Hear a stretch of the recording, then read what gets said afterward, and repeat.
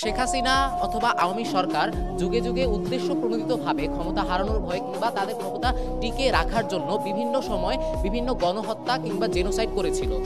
এখন মাননীয় স্পিকার আর একবার লক্ষ্য করুন, আজ থেকে এক যুগ আগে যখন 28 ফেব্রুয়ারি 2013 সালে আল্লামা দেলোয়ার হোসেন সাঈদীকে মিথ্যা মামলার রায়ে ফাঁসি দেওয়া হয়েছিল, সেই ফাঁসির বিচারে যখন আসলে জনগণ প্রতিবাদ করেছিল, সেই প্রতিবাদে শেখ হাসিনা তাদেরকে গণহত্যা করেছিল। খালেদা জিয়া তখন বিরোধী দলীয় নেতা ছিল, সে এই গণহত্যাকে জেনোসাইড হিসেবে প্রচার করেছিল।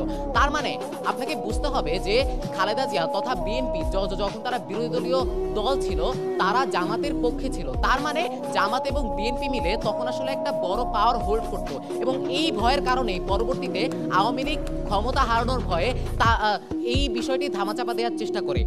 দ্বিতীয়ত, যুগে যুগে আওয়ামী সরকার অনেকবার চেষ্টা করে তাদেরকে যারা আসলে তাদের বিপক্ষে ভয়েস রেজ করে বা তাদের বিপক্ষে কথা বলে, সেই মানুষগুলোকে মেরে ফেলার, সেই মানুষগুলোকে তারা গণহত্যার মাধ্যমে আটকে দিতে চায়।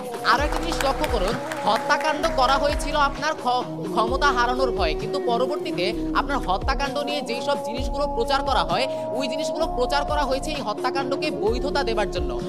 আমরা যদি উদাহরণ হিসেবে লক্ষ্য করি, 2024 সালে যখন আবু সাইদকে হত্যা করা হয়েছিল, তখন আসলে সে ক্ষমতা হারানোর ভয়ে হত্যা করেছিল, কারণ এই কোটা আন্দোলনের মাধ্যমে পরবর্তীতে একটি জনমত তৈরি হয়ে তাকে আসলে ক্ষমতা থেকে সরিয়ে দিয়েছিল। কিন্তু শেখ হাসিনা পরবর্তীতে আসলে কি প্রচার করেছিল? শেখ হাসিনা পরবর্তীতে প্রচার করেছিল এটি জামাত ইসলামীর দ্বারা সংগঠিত একটি গণহত্যা। তার মানে আপনার যেই গণহত্যাগুলো আদিকাল থেকে হয়ে আসতেছে, ওই গণহত্যাগুলো আসলে ক্ষমতা হারানোর ভয়ে করা হয়েছিল, কিন্তু আপনার পরবর্তীতে যেই সব কথাবার্তা বলার চেষ্টা করে তারা বা জঙ্গির কথা বলে, সেগুলোকে বৈধতা দেবার জন্য করা হয়েছিল। এখন আপনার একটা জিনিস বোঝা খুব বেশি গুরুত্বপূর্ণ, কেন আসলে হেফাজতে ইসলাম ওই সময়টাতে রাজনৈতিক পটভূমিতে খুব বেশি গুরুত্বপূর্ণ একটি জায়গা দখল করেছিল। আপনাকে একটা জিনিস বুঝতে হবে যে যখন হেফাজতে ইসলামী আসলে আন্দোলনরত ছিল, তখন তারা ঢাকার 6টি প্রবেশ মুখ দখল করেছিল। তাদের পক্ষে ছিল জামাত, বিএনপি কিংবা আপনার বড় বড় রাজনৈতিক দলগুলো। আওয়ামী লীগ তখন আসলে এই সংখ্যাটাই করেছিল, যদি তারা এই 3-4টা বড় বড় রাজনৈতিক দল যদি একত্রিত হয়ে যায়, তাহলে এটা আমার জন্য ভবিষ্যতে বিপদ।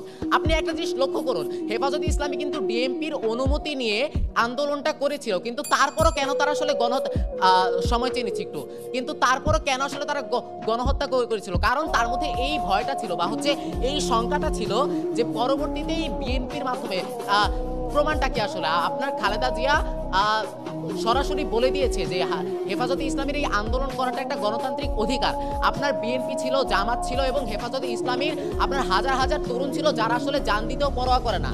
তার মানে এত জনমত ছিল বা আইডিওলজি ছিল, এদের কারণে শেখ হাসিনার মনে একটি শঙ্কা বা ভীতি তো তৈরি হয়েছিল যে এরা আমাকে ভবিষ্যতে ক্ষমতা থেকে নামিয়ে দিতে পারে, যেমনটি হয়েছে আপনার 24-এর বিপ্লবে। 24-এ কোটা আন্দোলনের শুরুতে শুরু হয়েছিল, কিন্তু পরবর্তীতে সেটি গণ আন্দোলনের রূপ নিয়ে আপনার ক্ষমতা থেকে সরিয়ে ফেলে শেখ হাসিনাকে। তার মানে হাসিনা হেফাজতে ইসলামকে ভয় পাওয়ার কারণে বা ওই ভীতির জায়গা থেকে সে গণহত্যাগুলো করে। সুতরাং আজকের সংসদে দাবি জানাচ্ছি